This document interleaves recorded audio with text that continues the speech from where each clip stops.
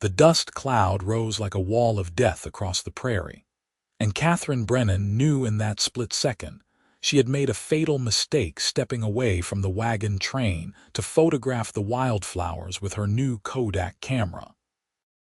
It was August 1887, and she had traveled from Boston to Wallace, Idaho with her aunt's family, seeking adventure in the wild territories. But now that adventure was about to trample her into the earth as 2,000 pounds of panicked cattle bore down on her position. Her legs refused to move, her breath caught somewhere between her lungs and throat, and the thunder of hooves shook the ground beneath her boots. The camera slipped from her fingers. Time stretched and contracted simultaneously. Then strong arms wrapped around her waist and yanked her backward with such force that her ribs protested.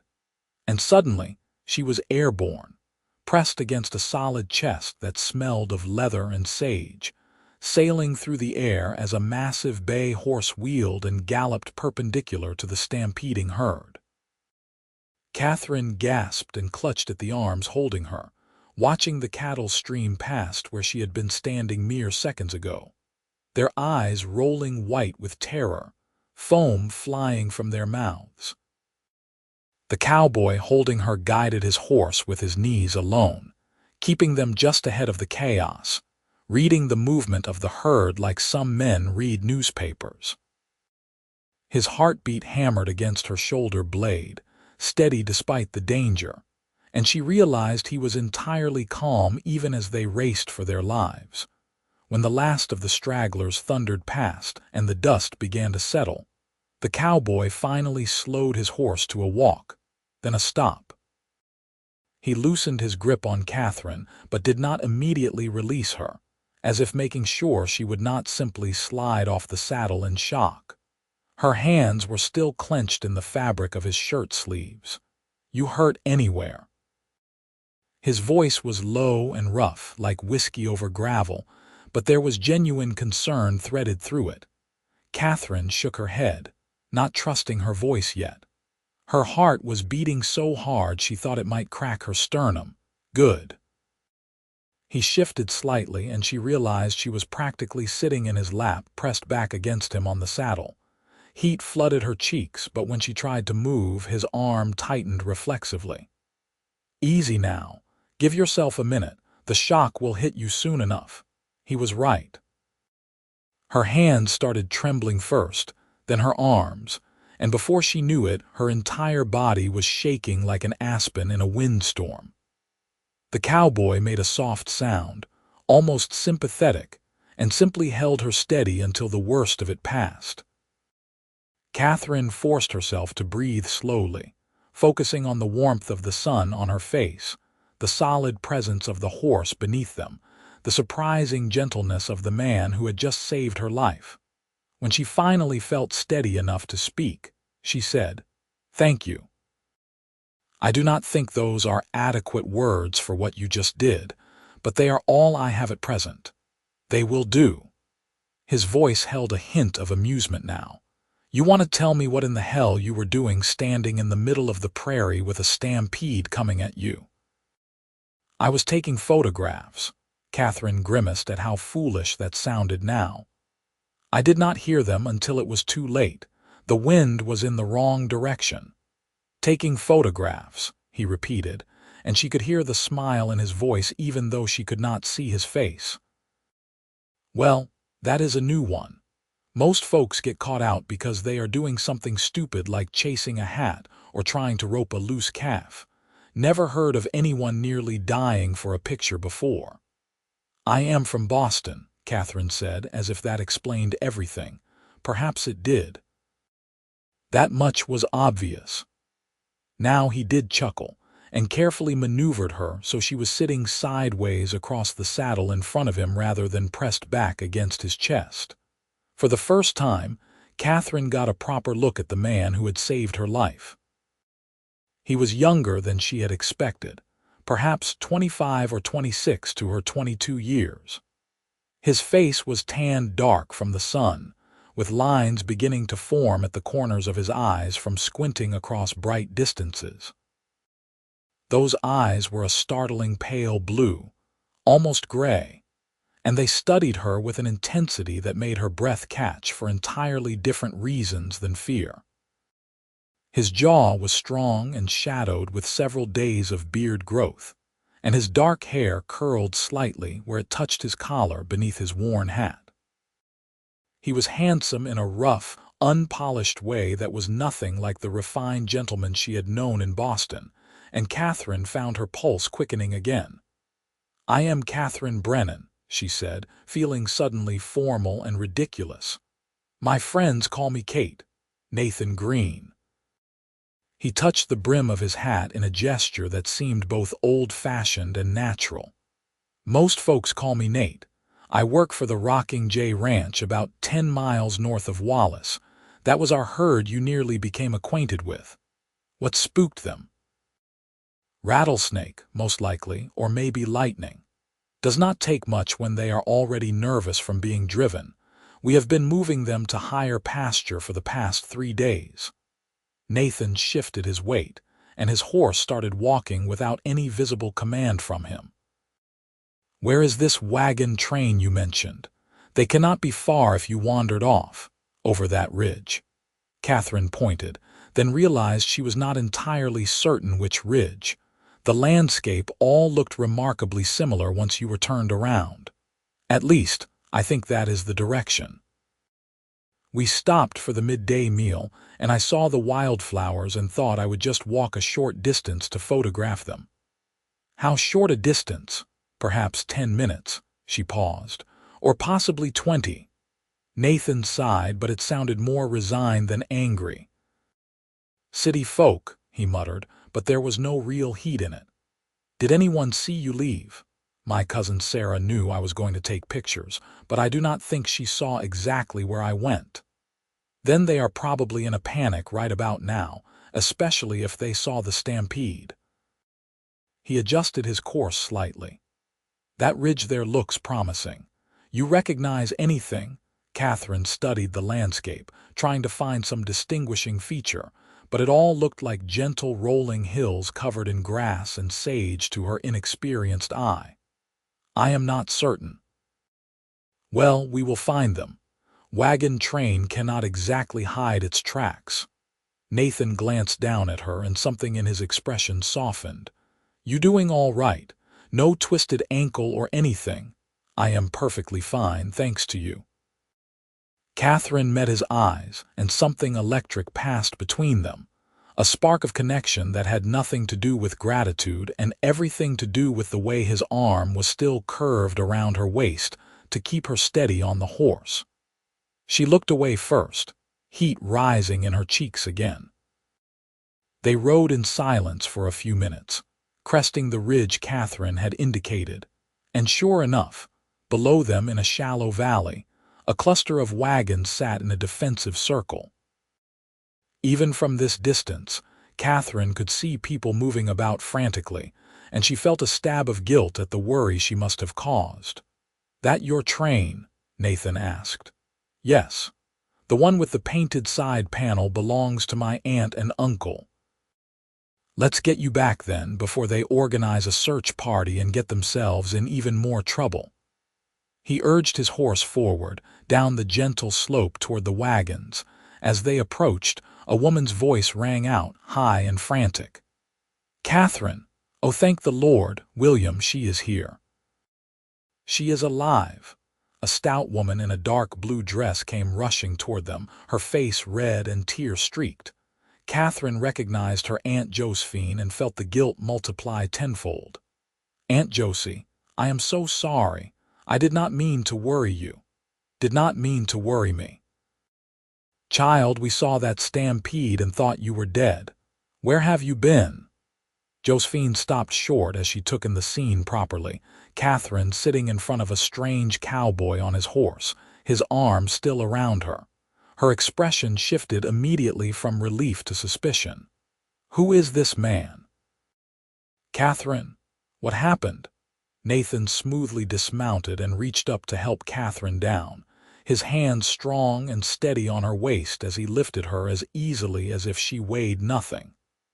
Once her feet were on the ground, he stepped back a respectful distance and removed his hat. "Madam, my name is Nathan Greene. I work for the Rocking J Ranch. Your niece here got caught in the path of our cattle drive.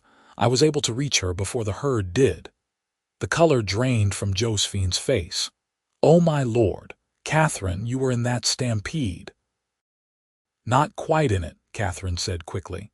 "Thanks to Mr. Greene, he pulled me out of the way just in time." A tall, thin man with wire-rimmed spectacles came striding up, Katherine's Uncle William. Behind him came Sarah, Katherine's cousin, looking pale and frightened. William extended his hand to Nathan. "Sir, we are deeply in your debt. I am William Brennan, and this is my wife Josephine and our daughter Sarah. If you had not been there, I cannot bear to think what might have happened. Just fortunate timing, sir." Nathan shook his hand firmly. "Your niece mentioned she was taking photographs. Might want to keep a closer eye on her until you get where you are going. This country can be dangerous for those not familiar with it." "We certainly will." Josephine had Katherine by the arm now, looking her over for injuries with sharp eyes. "Katherine, your dress is filthy, and is that a tear in your sleeve? What were you thinking, wandering off like that?" "I am sorry, Aunt Josie. Truly. I did not realize I had gone so far." Katherine looked past her aunt to Nathan, who was settling his hat back on his head. Something twisted in her chest at the thought of him simply riding away and her never seeing him again. "Mr. Greene, please, is there anything we can do to repay you? Some water for your horse, perhaps, or a meal?" Nathan's pale eyes found hers, and she saw something flicker in them, an interest that matched her own. But he shook his head. "I appreciate the offer, but I need to get back to the herd. My partner is handling them alone right now, and that is a two-man job at minimum." "Of course." Katherine tried not to let her disappointment show. "Well, thank you again. I owe you my life. Maybe our paths will cross again in Wallace. It is not that big a town." Nathan's mouth curved in a small smile that transformed his serious face. "Try to stay out of trouble until then, Miss Brennan." He swung back up into his saddle with easy grace and touched his hat brim once more in farewell. Katherine watched him ride away, something warm and unfamiliar blooming in her chest. "Katherine, are you listening to me?" Aunt Josephine's sharp voice cut through her thoughts. "What?" "Yes, of course." "I said you are not to wander off again under any circumstances. You understand? We could have lost you today." "I understand, Aunt Josie. I promise." But even as she said the words, Katherine's eyes tracked Nathan's figure growing smaller in the distance, and she found herself hoping very much that their paths would indeed cross again in Wallace. The wagon train reached the outskirts of Wallace 3 days later, and Katherine's first impression was that it looked like every other rough frontier town she had seen on their journey west, just with more mountains pressing in close. The main street was wide and dusty, lined with false-fronted buildings that had been constructed more for function than beauty. A general store, a saloon, a hotel, a church with a modest steeple, a livery stable, and various other establishments stretched along the road. Beyond the town, thick forests of pine climbed steep hillsides, and in the distance, true mountains rose against the blue sky. The Brennans had come to Wallace because Uncle William had purchased a share in a silver mine, one of many that had drawn prospectors and fortune seekers to this part of Idaho territory. He planned to open a general store to supply the miners, a more reliable way to make money than digging in the ground himself, as he often said. Aunt Josephine was less enthusiastic about their new home, but she was a practical woman who made the best of any situation. They secured rooms at the Wallace Hotel, a 2-story building that was nicer than Katherine had expected, with actual glass windows and painted walls. Over the next week, Katherine helped her aunt and uncle settle in while Uncle William made arrangements to lease a building for his store. Sarah, who was 2 years younger than Katherine at 20, complained endlessly about the lack of society and culture, but Katherine found herself oddly charmed by the rough vitality of the town. And if she found herself looking for a particular tall cowboy with pale blue eyes whenever she walked down the main street, well, that was her own business. It was nearly 2 weeks after their arrival when Katherine finally saw Nathan again. She was leaving the general store with a parcel of fabric for her aunt when she heard a familiar voice behind her. "Miss Brennan, good to see you are still in one piece." Katherine spun around, her heart suddenly beating faster. Nathan stood a few feet away, his hat pushed back on his head, dust on his clothes and boots. He looked tired with shadows under his eyes, but his expression brightened when she smiled at him. "Mr. Greene, what a pleasant surprise." "Nate," he corrected gently. "We have already established that you nearly got yourself killed while I was watching, so I reckon we can skip the formalities." Katherine laughed, surprised at how easily he put her at ease. "Then you must call me Kate. Are you in town for supplies?" "Supplies and a decent meal." "We finished moving the herd to high pasture yesterday. The boss gave us a few days before we need to start preparing for winter." He hesitated, then said, "I was hoping I might run into you, actually. Been thinking about that day, making sure you really were all right. You saved my life." "I have been more than all right." Katherine shifted the parcel in her arms, suddenly aware of how she must look in her plain work dress with her hair pinned up simply. "Though I must confess, I have been hoping to see you as well, to thank you properly." "You already thanked me." "Then to repay you in some fashion. Perhaps I could buy you that meal you mentioned.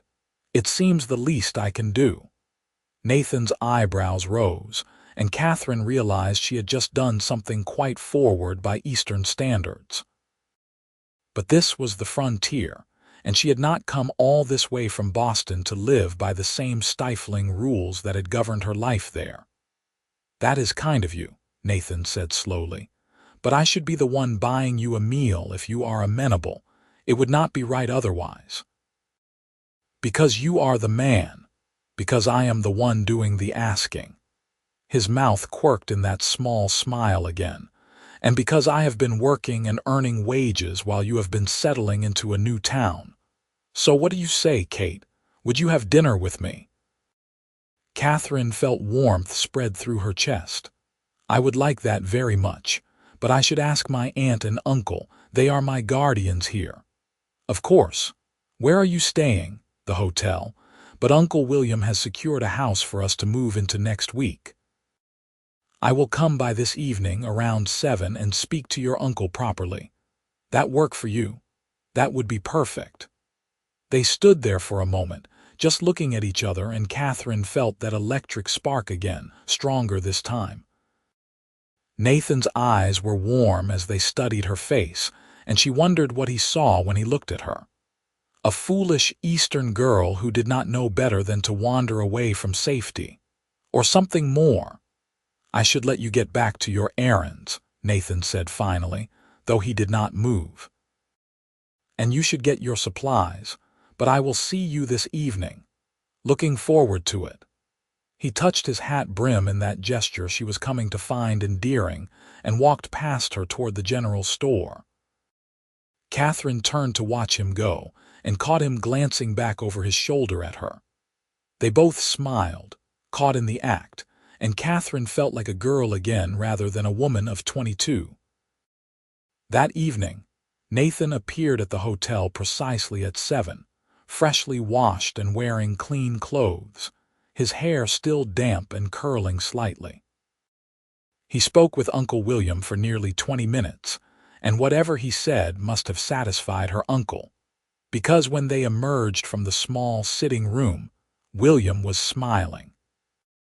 "You are approved to dine with Mr. Greene, Katherine, provided you are back by 9 and you stay in public view the entire time." "Thank you, Uncle William. Katherine gathered her shawl and accepted Nathan's offered arm.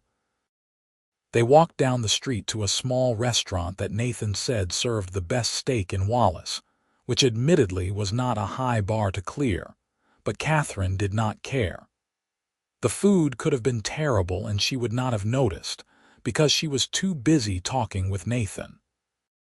She learned that he had come from Texas 5 years earlier, following work as more and more cattle operations opened in the Northern Territories. He had no family left, his mother having died when he was young and his father just 2 years past. Ranching was all he had ever known, and he was good at it, which was why the owner of the Rocking J had made him lead hand despite his relative youth. In turn, Katherine told him about growing up in Boston, the daughter of a merchant who had died when she was 18, leaving her and her mother with enough money to be comfortable but not wealthy. When her mother passed the previous year from pneumonia, Katherine had found herself alone and adrift until Aunt Josephine had written suggesting she come west with them for a fresh start.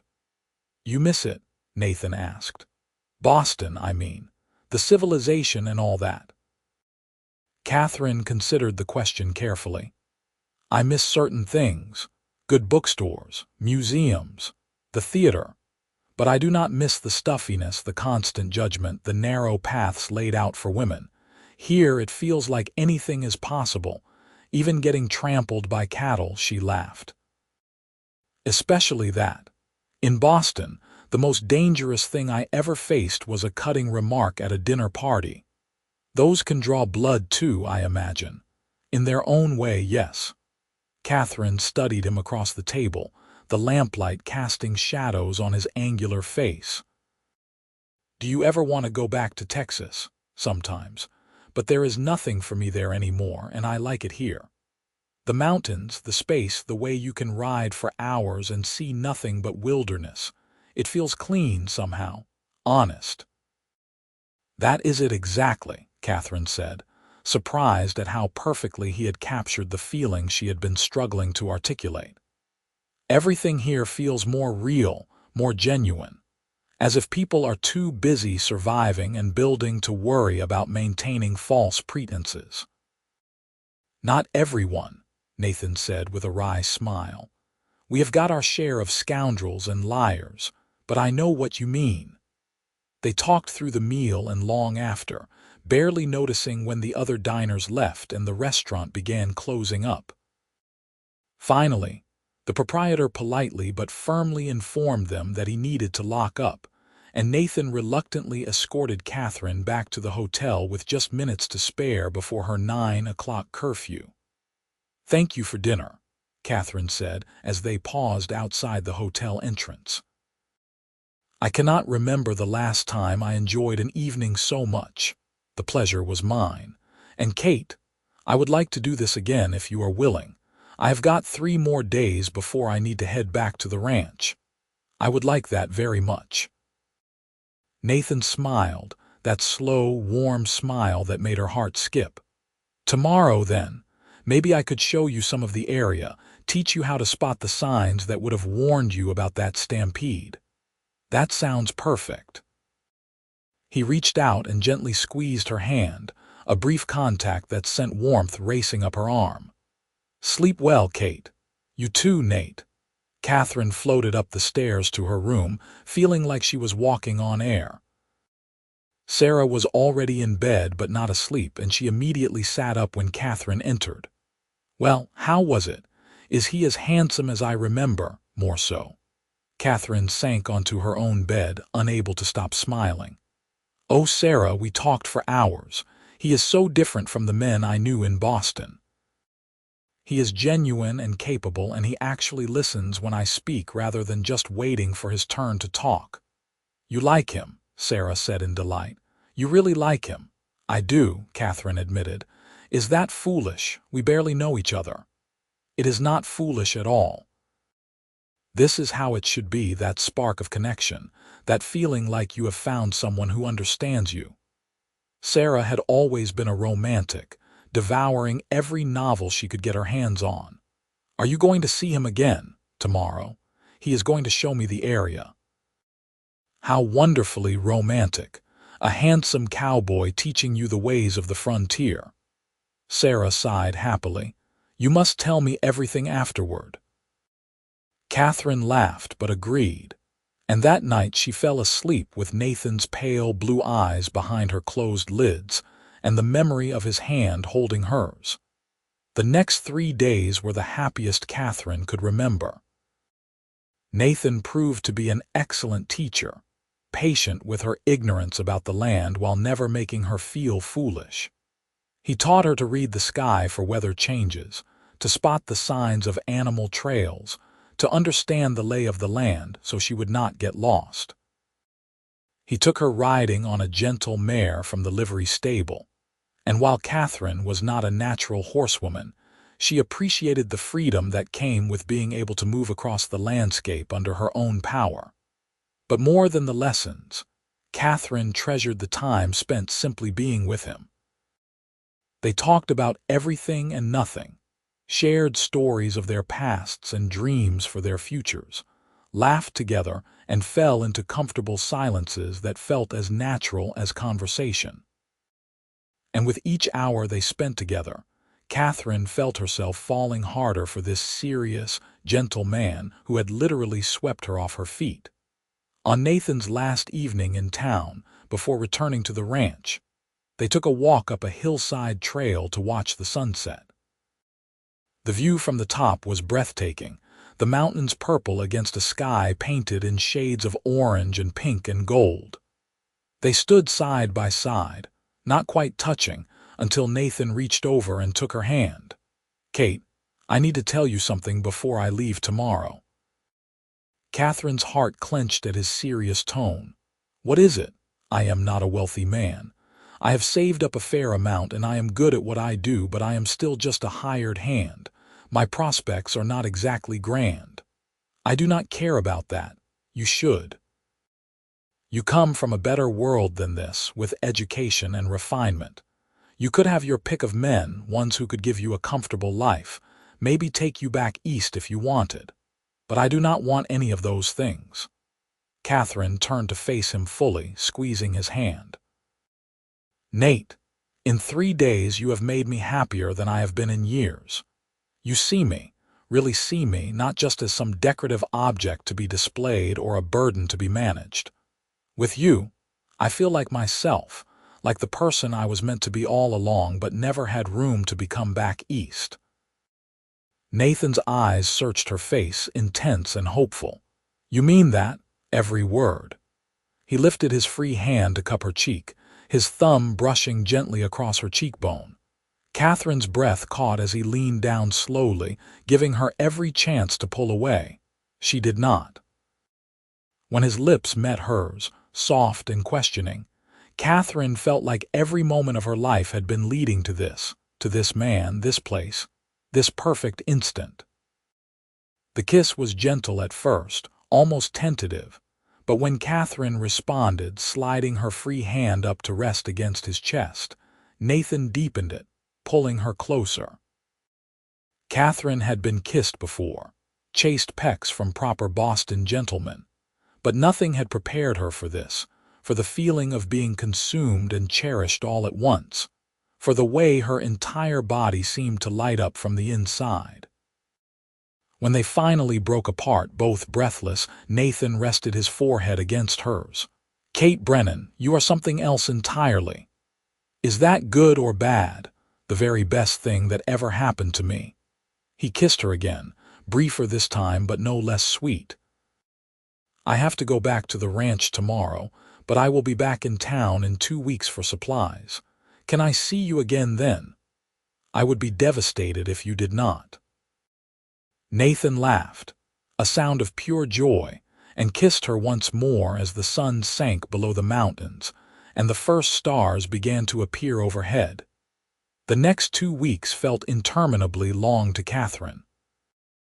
She threw herself into helping prepare Uncle William's store for opening, unpacking crates of goods and organizing shelves, but her mind kept drifting to Nathan.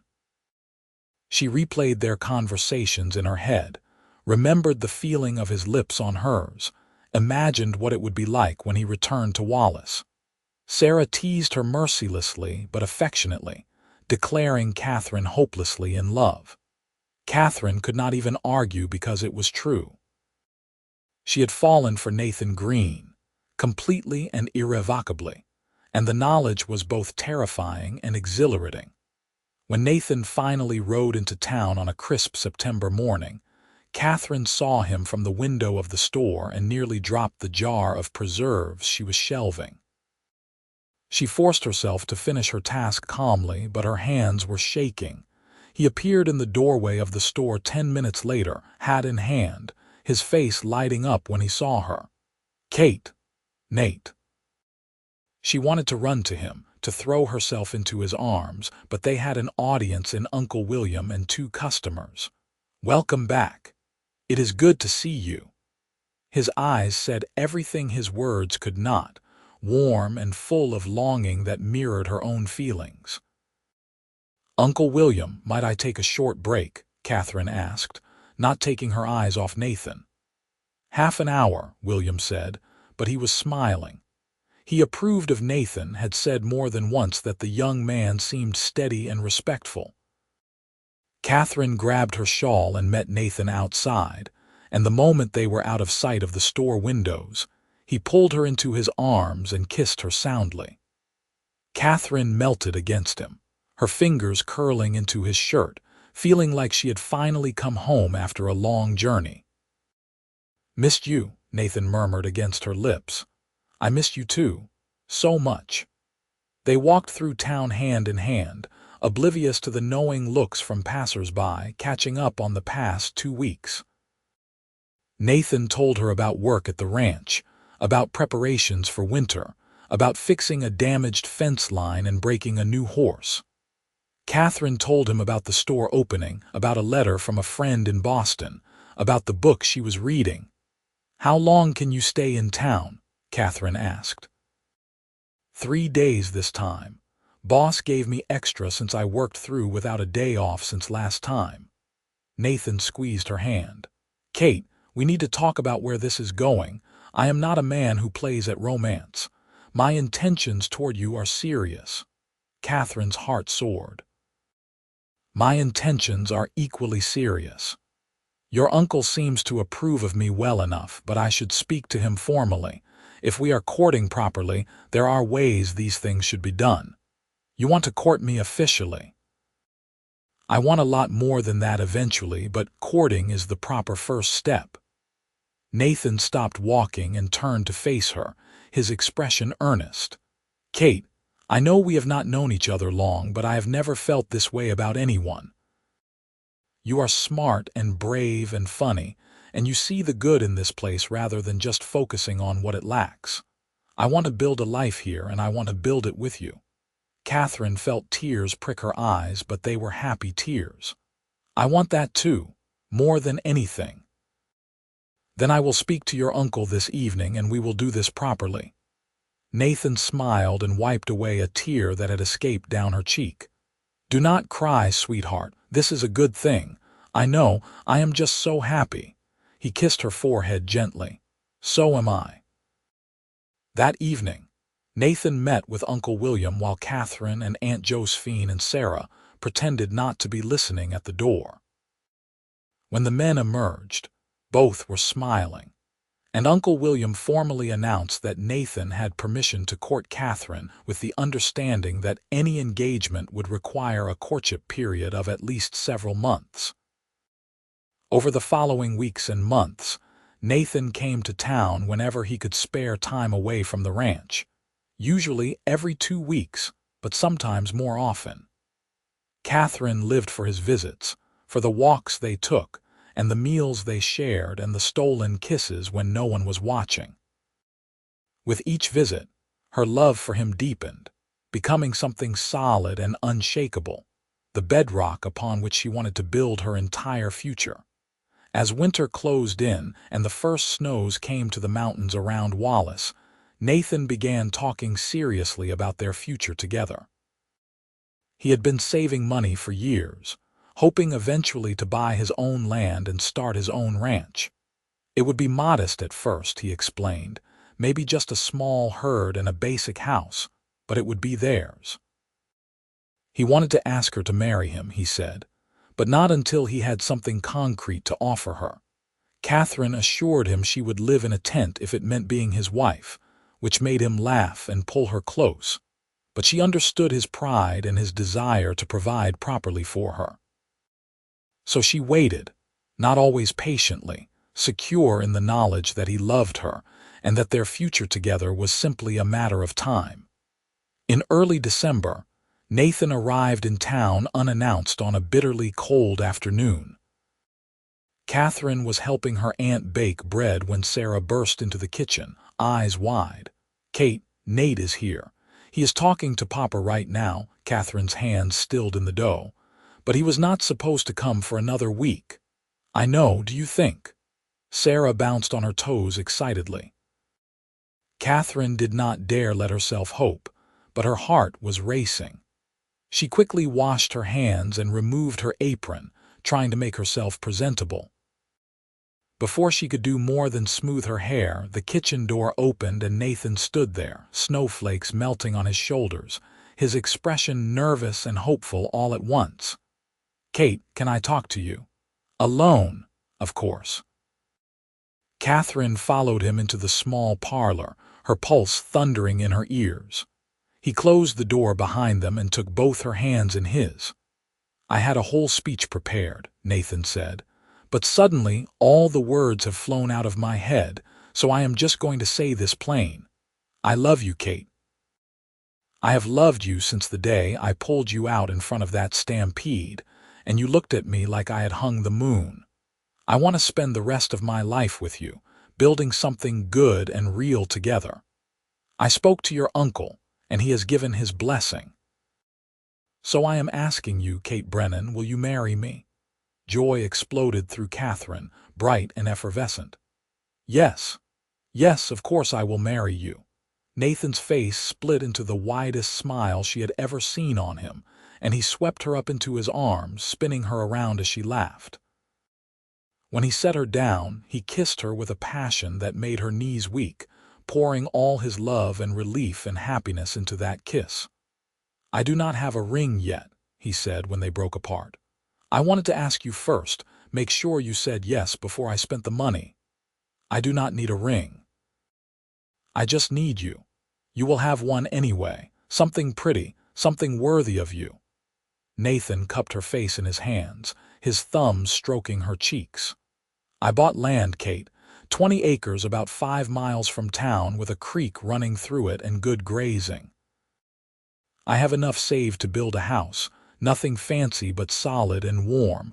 I want us to start our life there. It sounds perfect. I was thinking we could marry in the spring, give me time to get the house built and buy some starter cattle, if that timeline works for you. The timeline is perfect." "Everything is perfect."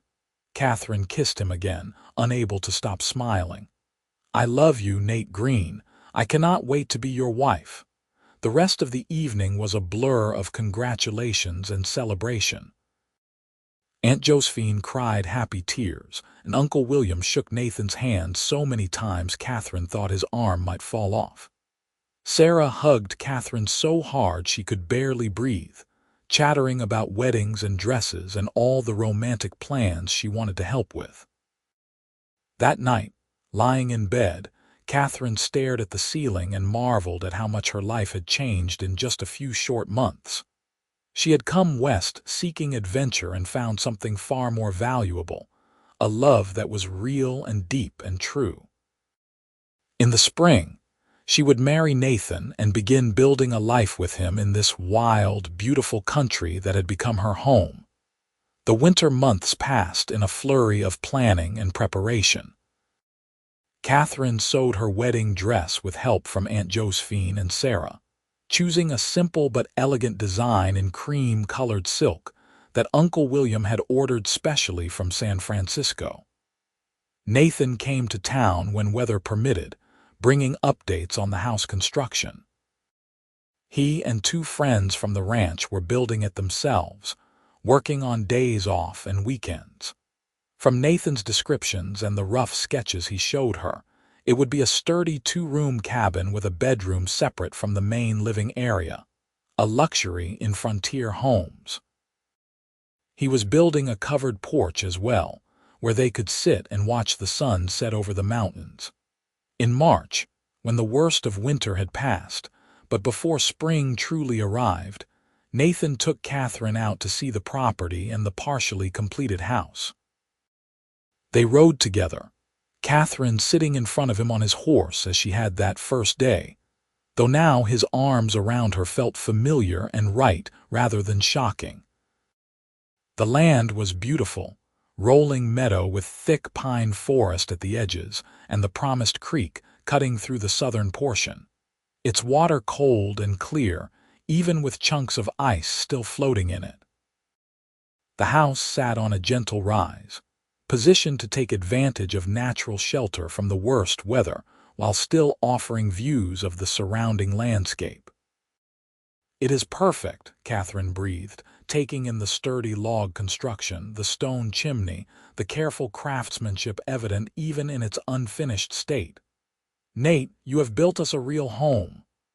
"With help," he said modestly, but she could see the pride in his eyes. "Should be finished within a month, ready for you to move into after the wedding." "Our home," Katherine repeated, testing the words. They felt right, solid, and real. Nathan showed her around the property, pointing out where he planned to put the barn and corral, where the garden could go, how the natural slope of the land would work for their purposes. He had thought of everything, Katherine realized, had poured all his knowledge and care into creating a place where they could build a life together. As they stood on the half-finished porch, looking out over land that would soon be theirs, Nathan wrapped his arms around her from behind and rested his chin on top of her head. "Happy?" he asked softly. "Happier than I ever imagined possible." Katherine leaned back against him, feeling safe and loved and home. "Thank you for saving me that day, not just from the stampede but from a life that would never have been enough. You saved me too in your way, gave me something to work for beyond just survival, gave me a future worth building." They stood there in comfortable silence as the sun climbed higher, warming the cold air, melting the last of the snow. Katherine thought about all the unlikely events that had led to this moment, the chain of choices and chances that had brought a Boston girl and a Texas cowboy together in the wilds of Idaho territory. It seemed impossible, too perfect to be real, but the solid warmth of Nathan behind her and the crisp mountain air in her lungs proved otherwise. This was real. This was happening, and in just a few short weeks, she would marry this man and begin the great adventure of building a life with him. The wedding took place on a bright morning in late April, when the wildflowers were just beginning to bloom across the meadows, and the trees were hazed with new green growth. They married in the small church in Wallace, with what seemed like half the town in attendance. Katherine wore her cream silk dress with wildflowers in her hair, and Nathan wore new clothes he had purchased specially for the occasion, looking handsome and slightly uncomfortable in the formal attire. Uncle William walked Katherine down the short aisle, and when he placed her hand in Nathan's, she saw tears in his eyes. Nathan's hand was warm and steady around hers, his pale blue eyes bright with emotion as they spoke their vows. Katherine's voice remained clear and strong as she promised to love, honor, and cherish this man for all her days, and Nathan's voice was rough with feeling as he made the same promises to her. When the preacher finally announced them husband and wife, Nathan kissed her with a tenderness that made her heart swell, and the small church erupted in applause and cheers. They walked back down the aisle together, hand in hand, husband and wife, ready to face whatever the future held as long as they faced it together. The reception was held at the hotel, with food and music and dancing that lasted well into the evening. Katherine danced first with her new husband, then with Uncle William, then with several of Nathan's friends from the ranch who wanted to welcome her properly into their community. But she kept returning to Nathan, drawn to him like a lodestone, wanting his arms around her and his smile for her alone. As the sun began to set, Nathan leaned down to whisper in her ear. "Ready to go home, Mrs. Greene." The name sent a thrill through her. Mrs. Greene, Katherine Greene, her new identity, her new life. More than ready. They slipped away while the party was still in full swing, riding together through the gathering dusk toward the house that Nathan had built for them. The last of the furniture had been moved in the day before, simple but sturdy pieces that would serve them well. Katherine had spent the past week making the cabin into a home, hanging curtains she had sewn, arranging dishes in the kitchen area, making up the bed with quilts Aunt Josephine had given them as a wedding gift. When they arrived, Nathan dismounted and then lifted Katherine down, but instead of setting her on her feet, he carried her toward the front door. Katherine laughed, wrapping her arms around his neck. "What are you doing, carrying my bride over the threshold? It is tradition." He nudged the door open with his boot and stepped inside, finally setting her down in the middle of their home. The fire he had laid that morning had burned down to glowing coals, but the room was still warm and welcoming. Katherine turned slowly, taking in the space that was now theirs. It was small and simple, but it was perfect, everything they needed to start their life together. "Welcome home, Kate," Nathan said softly.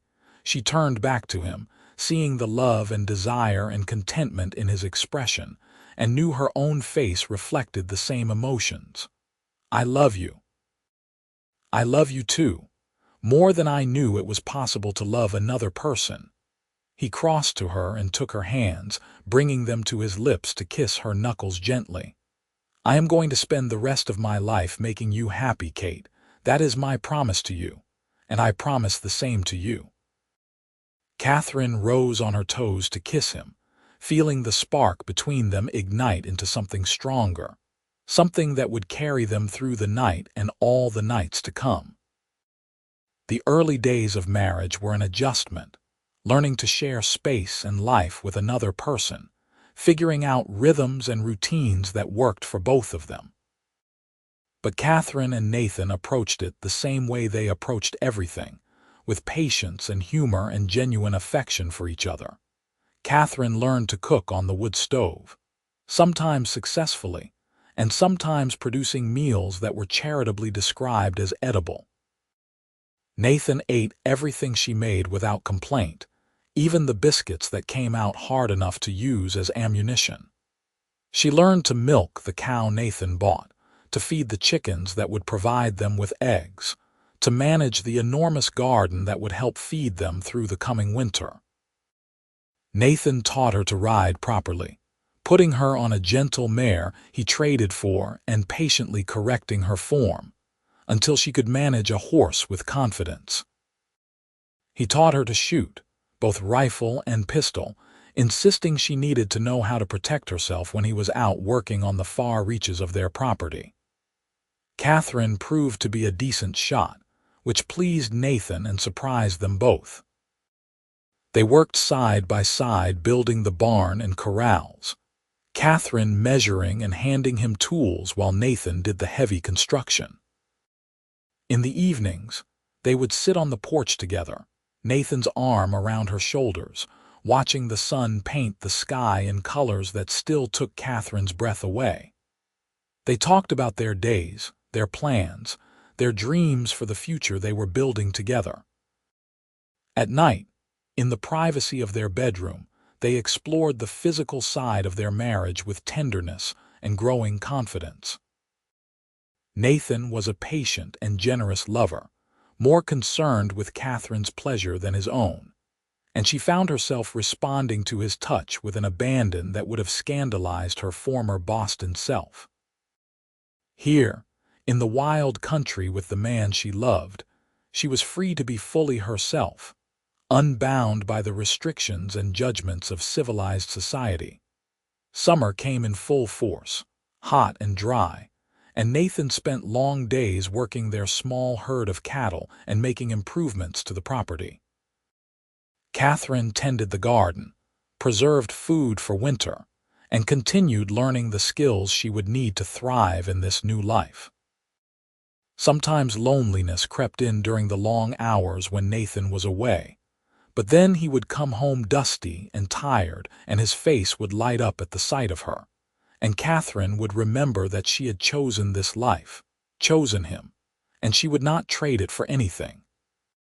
One afternoon in late July, Katherine was weeding the garden when a wave of dizziness swept over her.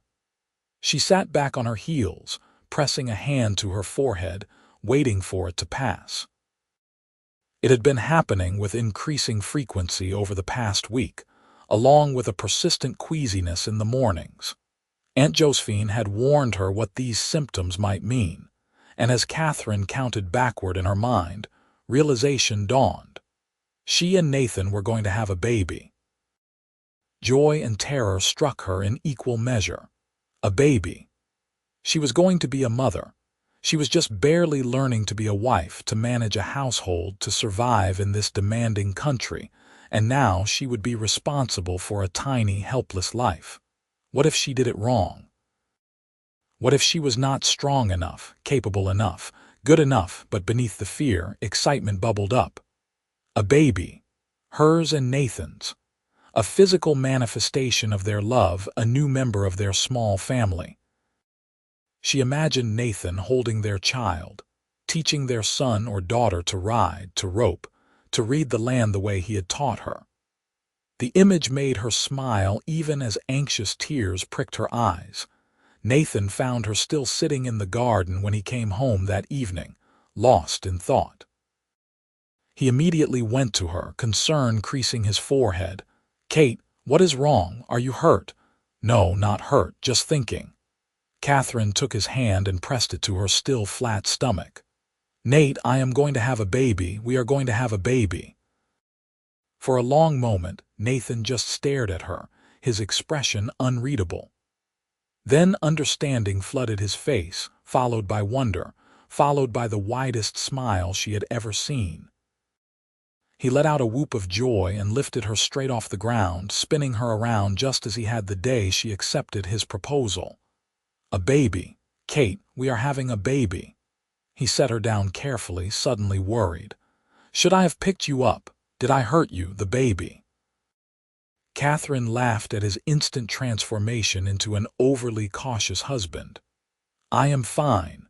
The baby is fine. I am only a couple months along, I think. I am not made of glass. Still, we need to be careful. You need to rest more, not work so hard. Maybe you should stay with your aunt in town for the last couple months, where there is a doctor nearby."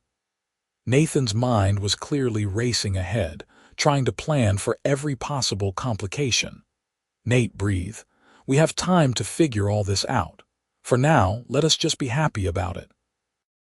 He pulled her close, resting his hand gently over where their child grew. "I am happy. I am terrified, but I am happy. We are going to be parents, Kate. We are." She leaned against him, letting his solid presence calm her own anxieties. They would figure it out together, the same way they had figured out everything else. They were partners, a team, and they would learn to be parents the same way they had learned to be spouses, with patience and love and determination.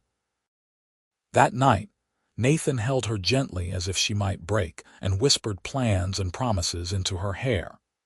He would build a cradle, he said, and they would need to add another room to the house eventually, and he would work even harder to make sure they had everything the baby needed. Katherine listened to his voice rumble through his chest and felt her fears ease. Whatever came, they would face it together. The pregnancy progressed smoothly through late summer and into fall. Katherine's morning sickness faded, replaced by a seemingly endless appetite and a growing roundness to her belly. Nathan treated her like precious glass, despite her protests, constantly trying to take over her chores and fussing if she did anything more strenuous than sitting on the porch with her knitting. When the first snows came in November, Nathan insisted Katherine move into town to stay with her aunt and uncle until after the baby came. Katherine resisted at first, not wanting to be separated from him, but eventually she admitted it made sense. The house was miles from town, and if something went wrong during the birth, she would need help closer than Nathan could ride for assistance.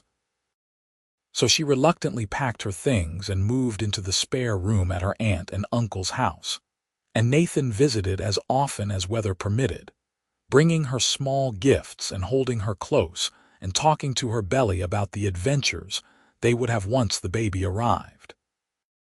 In late February, on a night when the wind howled outside and snow fell in thick curtains, Katherine's labor began. It was long and difficult, and there were moments when she was certain she could not endure another minute, but Aunt Josephine stayed by her side throughout, and when dawn broke gray and cold, Katherine held her newborn son in her arms. He was red-faced and squalling, with a surprising amount of dark hair and tiny fists that waved angrily at being evicted from his warm cocoon.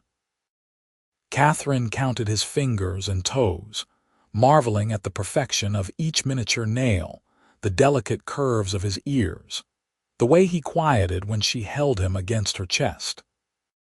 Nathan had been pacing in the kitchen throughout the night, and when Aunt Josephine finally let him in to meet his son, his eyes went wide with wonder.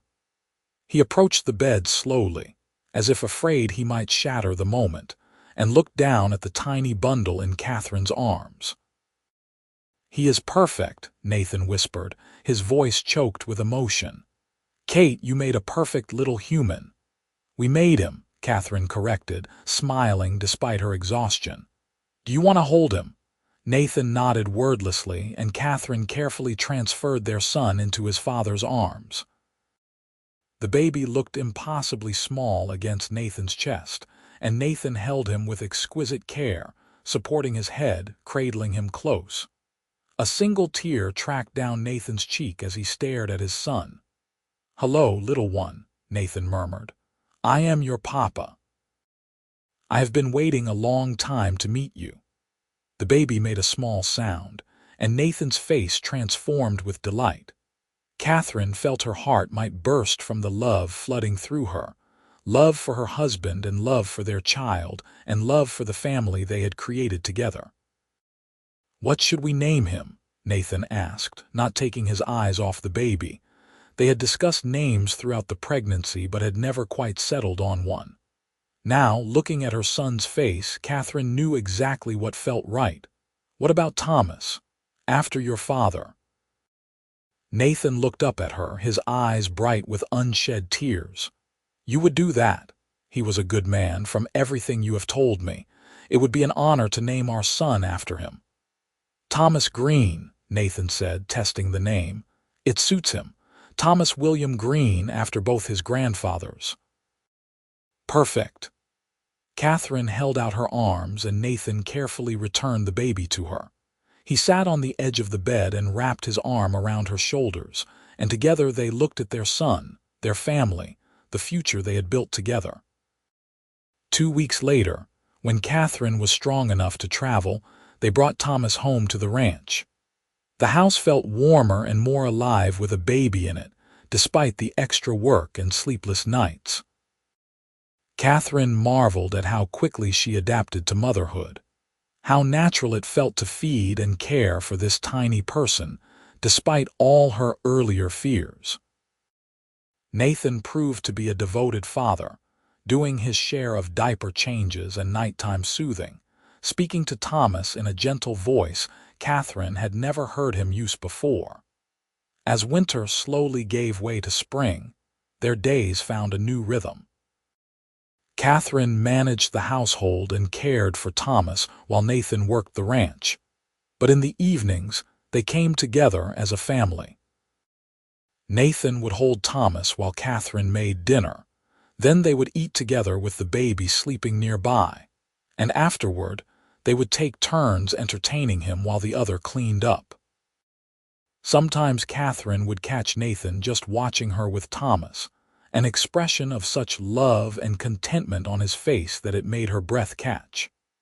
This life they had built was nothing like what she had imagined for herself back in Boston, but it was infinitely better.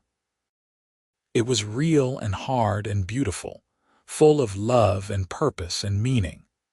One evening in late spring, when Thomas was 3 months old and the wildflowers were blooming across the meadows again, Katherine and Nathan sat on the porch together. Thomas was asleep in Katherine's arms, and Nathan had his arm around her shoulders, and the setting sun painted everything gold. "You ever regret it?" Nathan asked quietly. "Giving up your old life for this one?" Katherine did not even have to think about her answer. "Never. Not for a single moment. This is where I belong, Nate. With you and Thomas in this home you built us. This is everything I ever wanted, even when I did not know I wanted it. I love you, Kate Greene." Nathan leaned over to kiss her temple gently. "You and our boy are the best things that ever happened to me. I love you too, more than I knew it was possible to love another person." Katherine looked down at Thomas's sleeping face, then back at Nathan. "Thank you for saving me that day. For pulling me out of the path of that stampede and into this life with you. Thank you for wandering off to take photographs and nearly getting yourself killed." Nathan smiled, that warm, slow smile that still made her heart skip. "Best mistake you ever made." Katherine laughed quietly, not wanting to wake the baby. "The very best." They sat in comfortable silence as the stars began to appear overhead, the same stars that had witnessed their first kiss on another hillside not so far from here. Katherine thought about all the moments that had led them to this one, the choices and chances and small miracles that had woven their lives together. It seemed impossible that just 2 years ago she had been a different person in a different world, never imagining the happiness that awaited her in the wild territories of Idaho. The years that followed brought both challenges and joys in equal measure. The ranch prospered slowly but steadily, Nathan's hard work and skill paying off in a growing herd and improvements to their property. Katherine became an accomplished frontierswoman, capable and confident in ways her younger self would never have believed possible. She still took photographs occasionally, documenting their life and the beautiful landscape around them. But now she was part of the scenes she captured, rather than an observer standing outside them. Thomas grew from a baby into a curious, active toddler who followed his father around whenever Nathan was home, chattering in his own language and trying to help with every task. He had Nathan's pale blue eyes and Katherine's determined spirit, a combination that suggested he would be a handful as he got older. But watching Nathan patiently teach their son about the animals and the land, Katherine could not imagine a better father or a better childhood for their boy. When Thomas was 2 years old, Katherine realized she was pregnant again. This time the news brought only joy and excitement, the fears of first-time parenthood replaced by confidence earned through experience. Their daughter arrived in early spring, a tiny, perfect girl with dark hair and Katherine's green eyes. They named her Josephine after Katherine's aunt, called her Josie from the start. Their family felt complete with 2 children, a boy and a girl, and the house that had seemed spacious when they first married now felt comfortably full. Nathan added another room as promised, and Katherine filled it with handmade furniture and quilts, and all the love a mother could give. The children grew, and the ranch grew with them. Nathan took on a hired hand to help with the increased work, a young man from Texas who reminded Katherine of Nathan when they first met, all quiet competence and serious dedication. The extra help meant Nathan had more time to spend with his family, teaching Thomas to ride and rope, holding Josie on his knee while she shrieked with laughter. On their 5th wedding anniversary, Nathan took Katherine back to the hillside where he had first kissed her. They left the children with Aunt Josephine and rode out together in the late afternoon, just the two of them for the first time in months. The wildflowers were in full bloom, painting the meadow in colors that reminded Katherine of why she had wandered off with her camera all those years ago. They stood at the top of the hill, looking out over the valley, and Nathan pulled Katherine close. 5 years, he said. Feels like a lifetime and like yesterday all at once. The best 5 years of my life, Katherine said, leaning into his warmth. I would not change a single thing. Not even the stampede, she laughed. Especially not the stampede. If I had not been foolish enough to wander off, and if you had not been skilled enough to save me, none of this would have happened. No us, no Thomas, no Josie, no life together. Fate, Nathan said. Or Providence, or whatever you want to call it. Something bigger than us brought us together that day. I like to think it was simply two people recognizing something in each other, something worth taking a chance on. Katherine turned in his arms to face him. You saw past the foolish Eastern girl to someone who could build a life out here. And I saw past the quiet cowboy to the most extraordinary man I have ever known. Nathan smiled and kissed her, soft and sweet, a kiss that held 5 years of love and partnership and shared dreams. When they broke apart, he rested his forehead against hers. Here is to the next 5 years, he said, and the 5 after that, and all the years we have together. To our life, Katherine agreed. To our family, to us. They stood there as the sun set, wrapped in each other's arms. Two people who had found each other against all odds and built something beautiful and lasting in the wild country they both loved. Behind them lay the journey that had brought them together. Ahead lay all the years still to come. But in that moment, they had everything they needed right there on that hillside. The story of how a Boston girl had nearly been trampled by a stampede and been saved by a cowboy had become a favorite tale in Wallace, told and retold until it took on the quality of legend. But for Katherine and Nathan, it was simply the beginning of their story, the moment when two lives intersected and changed direction, heading toward a future neither could have imagined but both embraced with open hearts. Years continued to pass, each one adding layers to their story. Thomas grew into a capable young man who shared his father's skill with horses and cattle, taking over more and more responsibility on the ranch as Nathan's hair began to show silver at the temples. Josie became a spirited girl who loved books as much as her mother, but had her father's fearlessness, riding as well as any boy and helping around the ranch whenever she was allowed. Eventually, Thomas married a girl from Wallace and built his own house on the far end of their property, expanding the Greene ranch and family.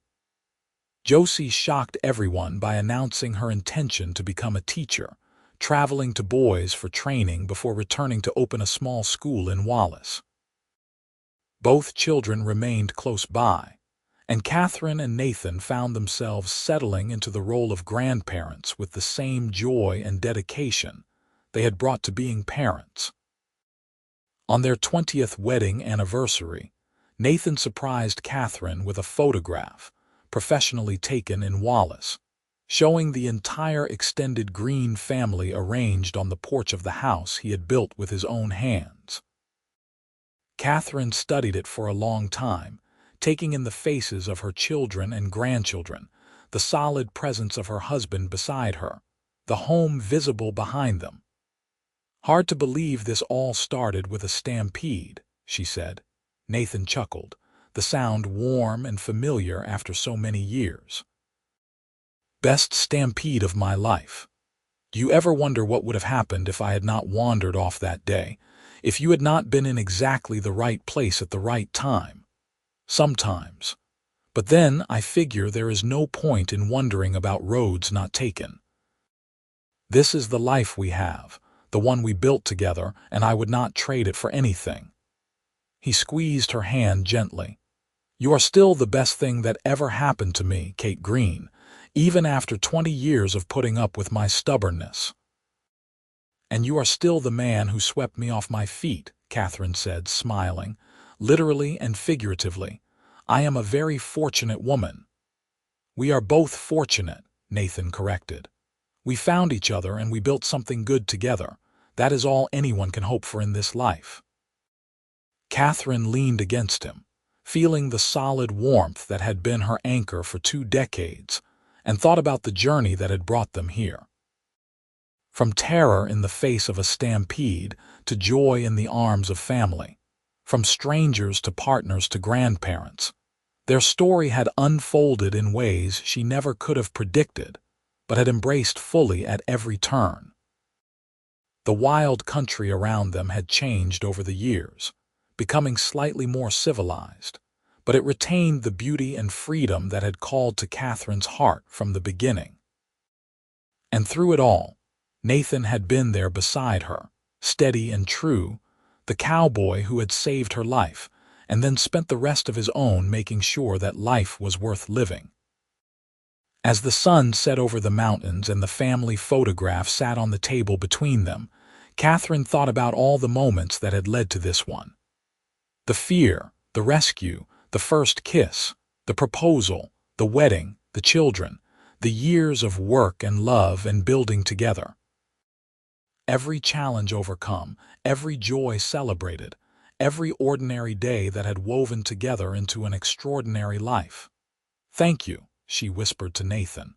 "For what? For everything. For saving me that day, for loving me through all these years, for building this life with me." Nathan turned to her, his pale blue eyes still as clear and intense as they had been the first day she met him, though now surrounded by laugh lines and years of living. "Kate, you saved me just as much as I saved you. Before you, I was just existing, going through the motions. You gave me a reason to build something, to put down roots, to create a legacy. Thank you for taking a chance on a cowboy with more dreams than money." "Those dreams came true," Katherine said softly. "Every single one of them. And then some." Nathan leaned in to kiss her, a kiss that held 20 years of love and partnership and shared history.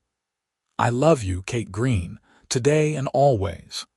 I love you too, Nate Greene, forever and always." They sat together on the porch as darkness fell, and the stars emerged overhead, the same stars that had witnessed their first kiss all those years ago. The house behind them was full of memories and love. The land around them bore the mark of their hard work and dedication, and the family they had created together would carry on their legacy for generations to come. And it had all started with a moment of terror, a fast horse, a pair of strong arms, and 2 people brave enough to take a chance on love in the wild country of Idaho territory. The stampede that could have ended Katherine's life had instead begun it in the truest sense, setting her on a path that led to everything she held most dear. As Nathan took her hand and they walked inside their home together, Katherine thought about fate and chance, and the mysterious ways lives intersected and changed course. If someone had told her that day in Boston when she agreed to travel west that she would end up here, married to a cowboy and living on a ranch in Idaho with children and grandchildren and a life full of purpose and love, she would never have believed them. But here she was, and it was real, and it was better than anything she could have imagined for herself. The wild country had tested her and shaped her and made her stronger, but it was Nathan's love that had truly transformed her from a lost young woman searching for meaning into someone confident and capable and deeply happy. Their story was not one of grand gestures or dramatic declarations, though it had started dramatically enough. It was a story of ordinary days made extraordinary by the simple act of choosing each other, again and again, through all the challenges and changes life brought. It was a story of partnership and respect, of hard work rewarded, of love deepening with time rather than fading. And as they settled into bed that night, Nathan's arm around her waist in the familiar way that meant home and safety and belonging, Katherine felt nothing but gratitude for the series of small miracles and coincidences that had brought them together. The stampede, the rescue, the spark of connection, the courage to pursue it. She was frozen with fear as the herd came thundering down on her, and the cowboy snatched her up just in time. But he had done more than save her life in that moment. He had given her a future worth living, a love worth celebrating, and a family that would endure long after they were gone. And that, Katherine thought as sleep claimed her, was the best possible ending to any story.